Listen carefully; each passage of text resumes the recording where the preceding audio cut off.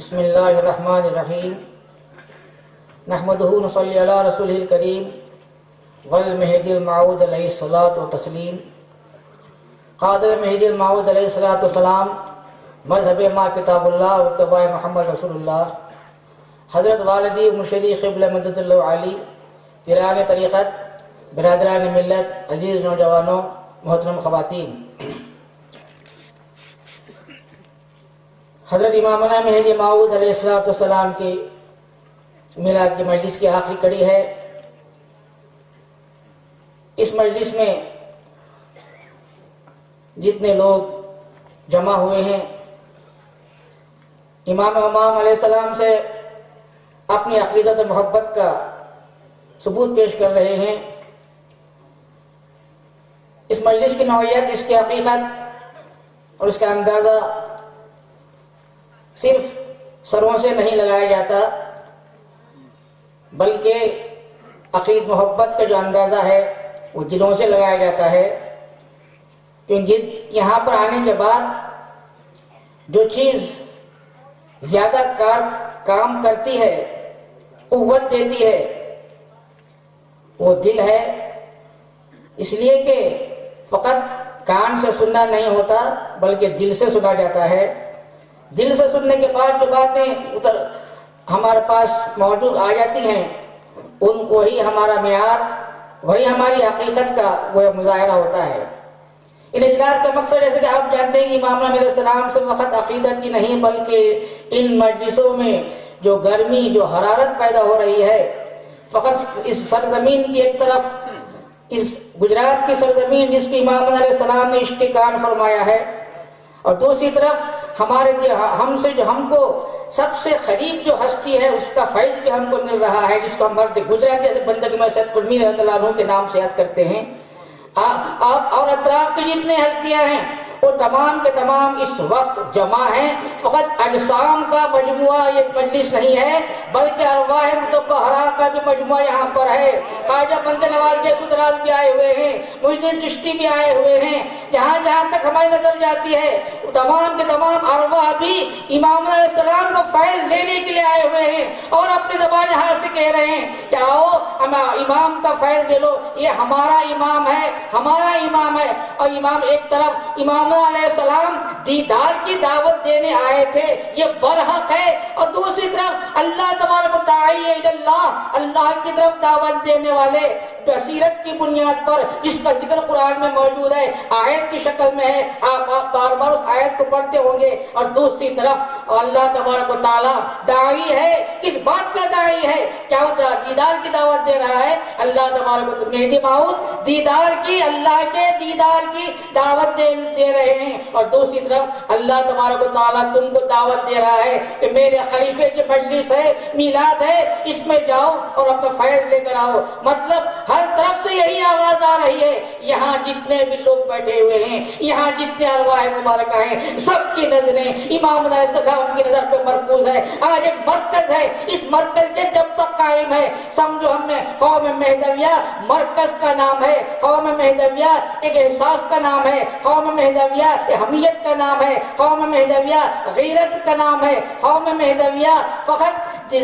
سن کر چلے جانے کا نام نہیں بلکہ جو باتوں کو یہاں سنا جاتا ہے ان کو اپنے ایک بنیاد بن جاتی ہے، ایک محل بنتا ہے، ایک عمارت بن جاتی ہے۔ یہاں فقط وہ عمارت الگ ہے جو فقط اینٹ سے، پتھر سے، سیمنٹ سے بنائی جاتی ہے، اس کی کوئی گارنٹی نہیں، پھر بھی انسان اس میں زندگی بسر کر لیتا ہے۔ لیکن یہاں زندگی بسر کرنے کے لیے تو عمارت کو تم پتھر اور اینٹ کی بناتے ہو، خشت و سنگ کی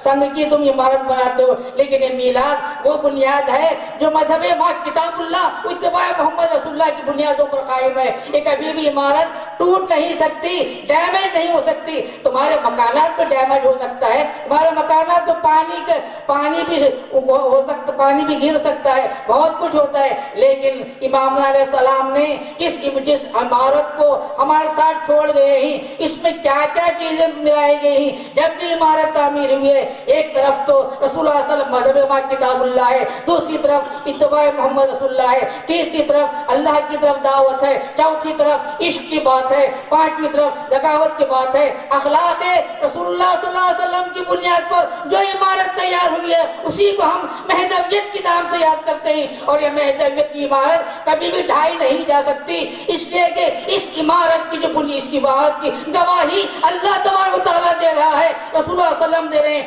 المہدی منی یقفو اسری ولا یفتی، مہدی مجھ سے آئے گا، زمین پر آئے گا، بنیاد ڈالنے کے لیے آئے گا، یقفو اسری دیوار کو قائم کرے، دیواریں بنائے گا، یقفو اور ولا یفتی، اور چھت بھی بنائے گا، ایسی عمارت جس بھی امام ہمارے امام نے تیار کیا ہو، کس نے، اور تیسری طرف جس کو سیمنٹ کے طور ضرورت پڑی تھی، بندگی میں سید میر اللہ تعالیٰ عنہ بھی آتے ہیں، میں اپنے خون سے اس عمارت کی حفاظت کروں گا، ایک سر نہیں 100 سر خدا کے حوالے کر دیا، 100 سروں سے یہ عمارت تیار ہوئی ہے، کیا اس عمارت کبھی ٹوٹ سکتی ہے؟ اس لیے کہ یہ عمارت اس میں خون ہے، 100 سر ہیں اس پر، 100 سروں کی عمارت، چند سر انسان مل کر عمارت بناتا ہے، دیکھنے کی سوچنے کی بات ہے، مزدور مل کر، چند مزدور مل کر ایک عمارت کی تعمیر کرتے ہیں تو لوگ خوش ہو جاتے ہیں، کیا تعریف کرتے ہیں، کیا اچھی عمارت بنانے والے نے، کیا کنٹریکٹر نے کیا کام کیا ہے، اور دوسری سب کی تعریف کرتے ہوئے جاتے ہیں، ارے جاتے کو مہدویت کی عمارت کا کنٹریکٹر کون تھا، بلڈر کون تھا، بنایا کس نے؟ معلوم یہ ہوتا ہے حقیقت پکار کر کہہ رہی ہے، اللہ تبارک و تعالیٰ کنٹریکٹر تھا، اور رسول اللہ صلی اللہ علیہ وسلم اس کا نقشہ دیے تھے، مہدی موت بنا دیا، اللہ تعالیٰ کنٹریکٹر تھا، رسول اللہ صلی اللہ علیہ وسلم نقشہ دے دیا، یہ نقشے پہ بنانا چاہیے،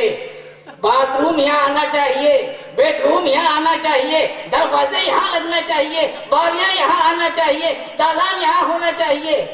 مین گیٹ یہاں آنا چاہیے، مین گیٹ بھی دے دیا، جس کو جس کو ہم کیا کہتے ہیں، مہدویت کی عمارت کا مین گیٹ کیا ہے؟ اس میں داخل ہوں گے تو رسول مہدی کا فیض ملے گا، مذہب ما کتاب اللہ اتباع محمد رسول اللہ، یہ مین گیٹ ہے، مین گیٹ ہے، اس پہ پہلے داخل ہو جاؤ۔ تم گھر کہتے ہیں کہ عمارت پختہ نہیں ہے، تم پختے نہیں، تمہاری عقل پختی نہیں ہے، عقل کی نظر سے مت دیکھو، عشق کی نظر سے دیکھو تو عمارت معلوم ہوتی ہے، کبھی داخل ہو کے دیکھو تو معلوم ہوتی ہے، کبھی رہ کر دیکھو تو معلوم ہوتی ہے، یہاں زندگیاں نہیں گزرتی، وجود گزر جاتا ہے، وجود رہتا ہے، زندگی ختم ہوتی ہے، وجود مٹتا نہیں سکتا، اس لیے کہ اس میں وجود رسول مہدی کا ہے، اس وجود سے تمہارا وجود مل جائے تا قیام قیامت، تم بھی باقی، اس لیے میرے موت نے فرمایا مہدی و مہدویہ تا قیام قیامت باقیات۔